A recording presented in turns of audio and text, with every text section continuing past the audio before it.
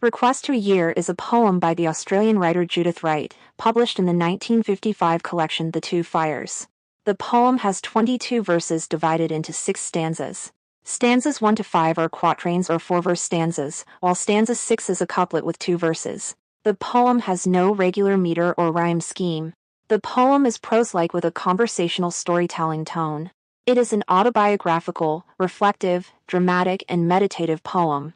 The unknown speaker is a mother, perhaps the poet herself, who admires her great-great-grandmother. Through a framed narrative, she recounts an incident of crisis that her ancestor had recorded in a sketch.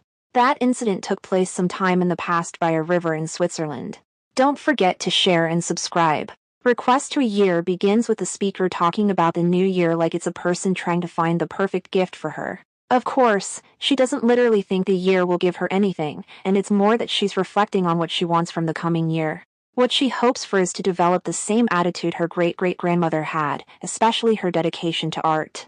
This ancestor was famously passionate about the arts, and the speaker wants to adopt that same passion and focus in her own life. In the second stanza, the speaker informs that her great-great-grandmother had 8 kids, which didn't exactly leave her with time to sit around painting. But that's what makes her artistic dedication even more impressive. She kept that passion alive even while dealing with a hectic family life. The speaker sees this contrast between daily responsibilities and personal artistic commitment as powerful. It shows the grandmother's inner strength and determination. The speaker sets a vivid picture of her great-great-grandmother perched on a rock by a beautiful Swiss river, which sets the scene for the intense moment that follows in the next stanza.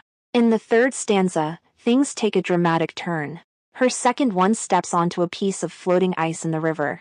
The ice symbolizes how fragile and dangerous some moments in life can be, like you're barely balanced and one wrong move could lead to disaster. This creates suspense. You can feel that something bad is about to happen. And sure enough, the ice gets swept away by the current and crashes down 80 feet at the bottom of a waterfall. That detail, 80 feet, really hits home how serious and tragic the fall could have been. It also shows how even moments that feel stable can suddenly give out beneath us. In the fourth stanza, the sister jumps in to help, but her long, old-fashioned dress, her petticoats, literally get in the way. They're big and heavy, and they stop her from moving freely. So in this moment, her clothes actually become a symbol of how women back then were limited, not just physically, but socially too. Even so, she doesn't give up. She reaches out with this long stick called an alpenstock, basically a walking stick, and manages to save him. The funny thing is, the speaker mentions this life-saving moment kind of offhand, almost in parentheses, like, oh, by the way, he was fine. It shows that the poem is more focused on the drama and emotion of the moment than on the actual outcome. In the fifth stanza, the mother, the artist, realizes she can't do anything to save her son herself. So instead of panicking or breaking down, she pulls out her sketchbook and quickly draws what's happening. But the speaker admires her for it. She sees it not as cold or detached, but as a bold, artistic move. Her great-great-grandmother accepted she couldn't intervene, so she did what she could. She captured the moment so it wouldn't be lost. In a way, through that sketch, she gave her kind of immortality. Art became a way to deal with grief, to preserve the memory and defy loss. In the last stanza or couplet, the speaker ends the poem by going back to her wish, asking the year not for a generic gift, but for the steady, confident hand her great-great-grandmother had. She wants that strength, that ability to take both joy and pain and turn them into meaningful art. That firmness of hand isn't just about physical skill, it's about mental and emotional strength too. The speaker looks up to her ancestors' calm and collected way of handling difficulties and wants to carry that same approach into her own life and work. In Request to a Year, the speaker tells the story behind one of her great-great-grandmother's drawings. The drawing captures a dramatic moment of her son being swept toward a waterfall. The grandmother was sitting high up on a rock and knew she couldn't reach him in time. But instead of panicking or trying to do something impossible, she did what she could. She picked up her tools and sketched the scene as it unfolded.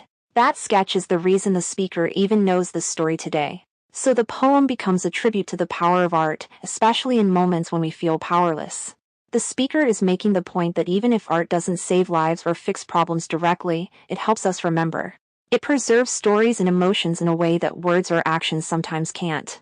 The phrase that art survives to prove the story by captures this idea. It's not just about what happened, but about making sure it's not forgotten. What's really striking is that the speaker's great-great-grandmother didn't let herself get overwhelmed in that terrifying moment. She didn't act like the hysterical mother.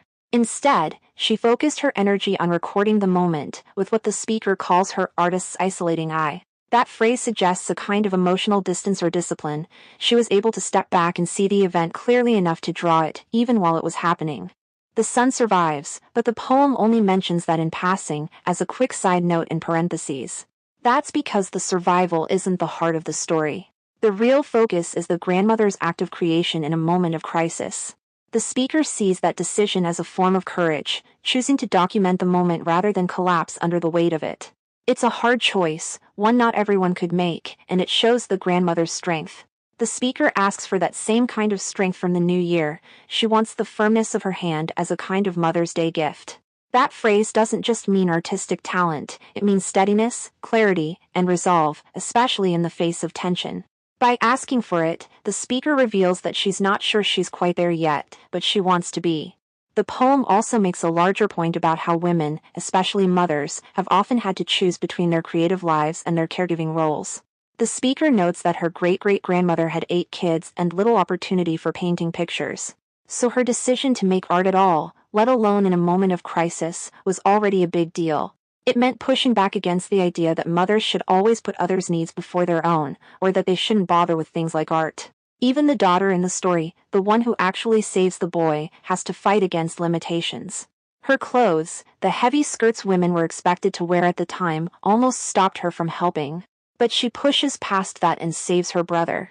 So both the grandmother and the daughter show different forms of strength. One saves a life, the other captures a story, and the speaker honors them both.